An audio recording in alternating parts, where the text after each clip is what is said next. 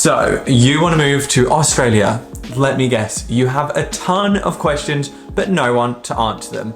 Let me be of assistance. Hi, my name is Dane. I am from the UK and I moved to Australia on a working holiday visa nearly 2 years ago. I cannot believe I've been in Australia for nearly 2 years. Side note, I have to leave soon. If you've been following me for a while, you know that I post videos all about how to move to Australia. I've covered this topic in so many videos, which I'll link somewhere around here. I also share videos on the best places to go and invite you guys on my adventures with me.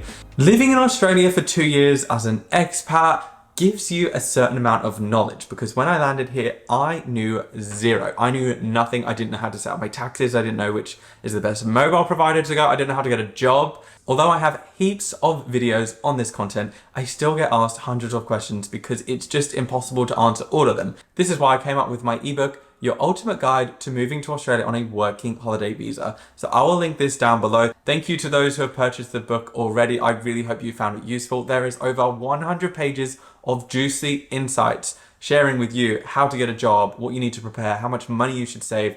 I cover everything, or as much as I possibly can cover. Because I get so many questions, I thought I would do a Q&A for you guys, just answering some of the most common questions I get around moving to Australia. So I've got my laptop here, let's just get straight into it. Question number 1, is it really as expensive as everyone says it is? This is a simple answer, yes. Australia is expensive, however, I feel like the wages are so much higher that although you pay more for things like rent and food, you don't actually notice it too much because you get paid a lot better.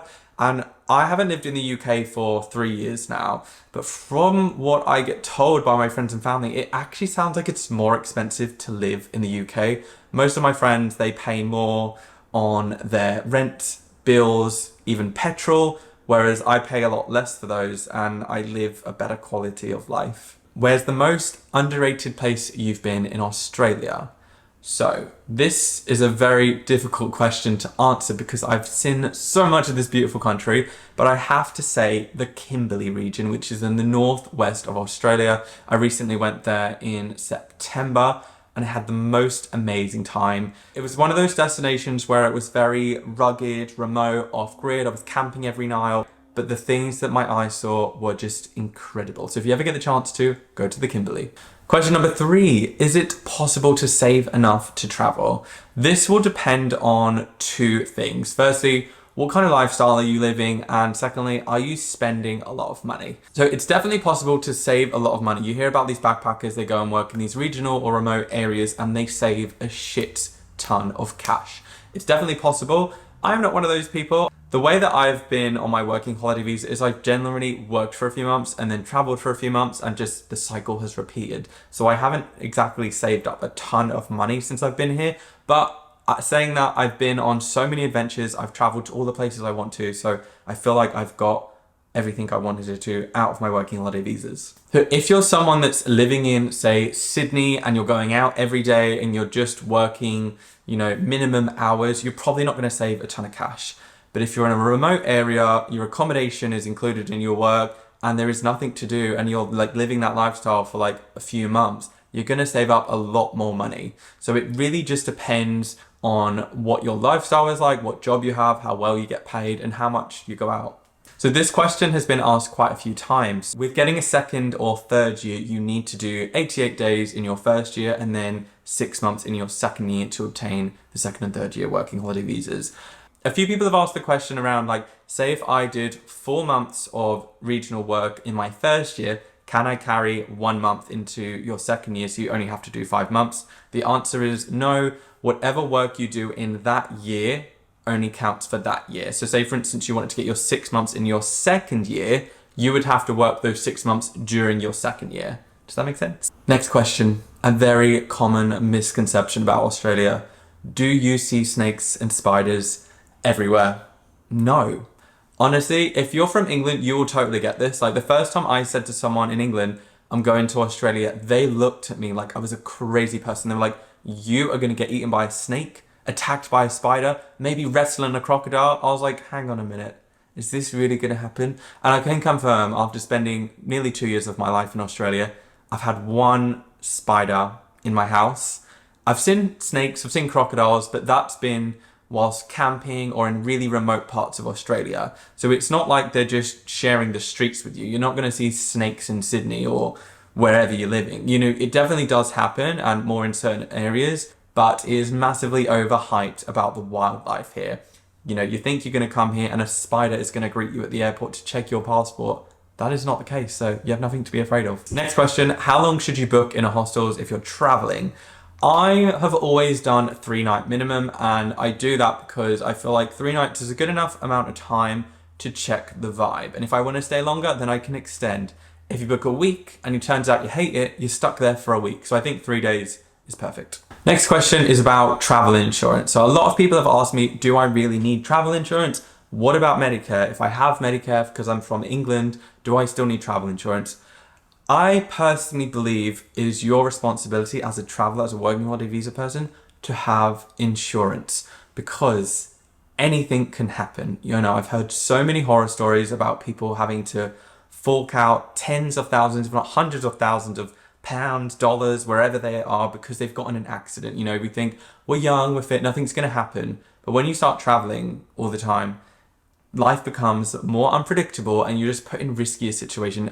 I've definitely had my fair share of near-death experiences. It's just part of being a backpacker and traveling that things happen and sometimes they're not very nice. So with Medicare, you know, I have Medicare, but I also still pay for my travel insurance because with Medicare, it doesn't cover the full costs.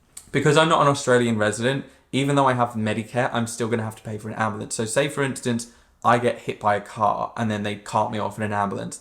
I think it's like $900 to pay for the ambulance, and then I'm still going to have to pay some of the medical fees.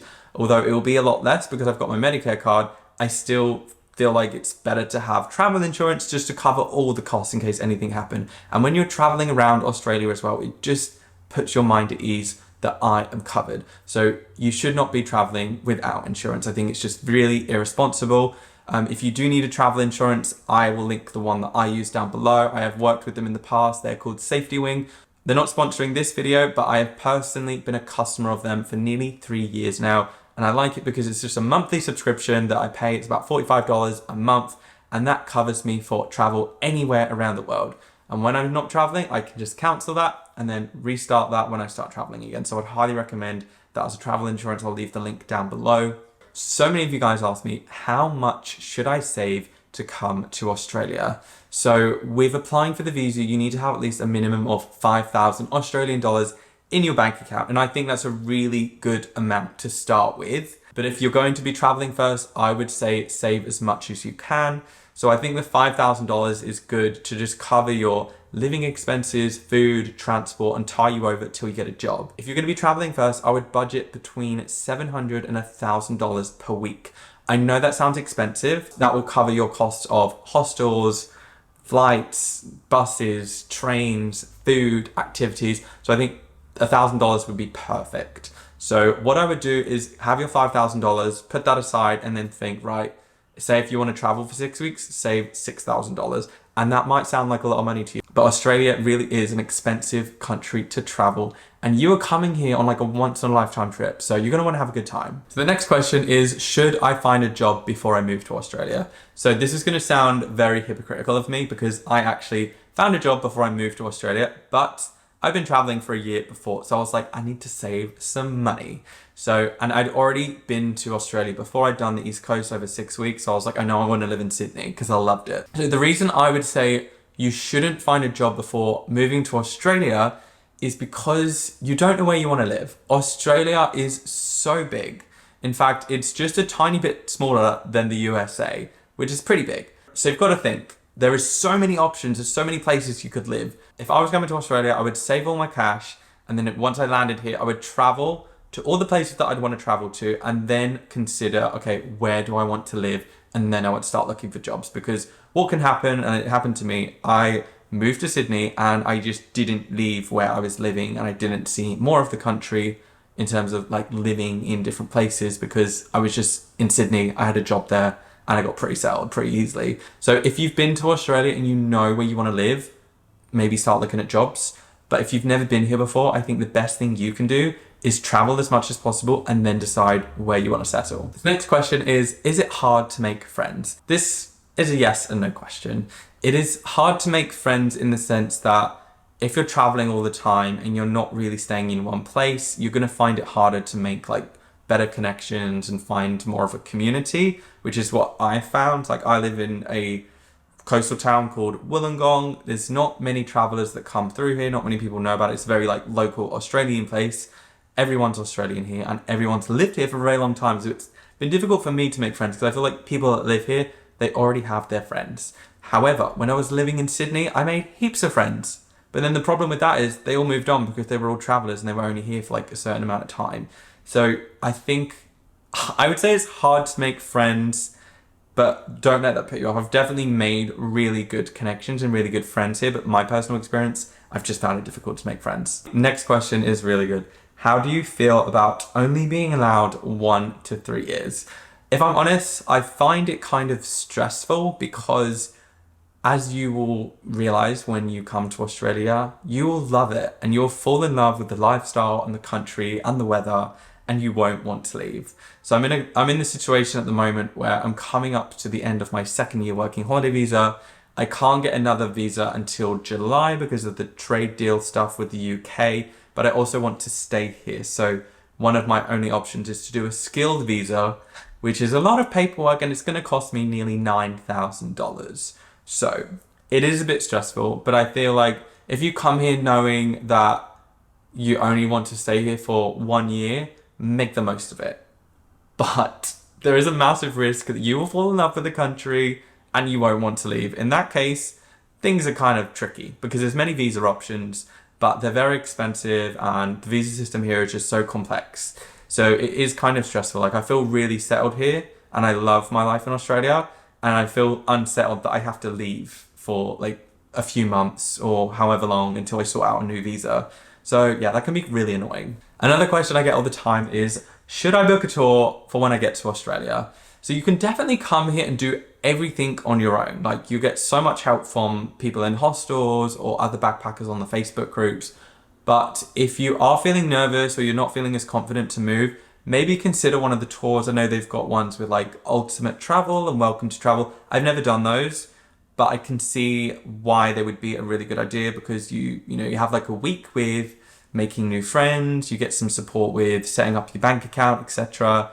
And I feel like it would just be a really good idea because when you move here, even as a 29-year-old that's traveled extensively, I was still very nervous to move here. So if you're feeling nervous, that's totally normal, but maybe you want to consider one of these tours. Okay, we're on the home stretch. I have a few more questions. So is it easy to get a job here? Again, yes and no. It depends what your skills are. It depends what kind of work you want to do and where you're living. So I find that I hear from my other backpacker friends who live in places like Cairns that it's really hard to get a job because everyone wants to get a job there because it's nice, the weather's good and you can get your 88 days. So I'd say it depends where you are. If you're in a place like where I am, Wollongong, or maybe like a regional town where they're desperate for workers, it's going to be very easy to secure work, but it might not be where you want to live. So I think this one's a bit of a balance. So in summary, is it hard to get a job in Australia?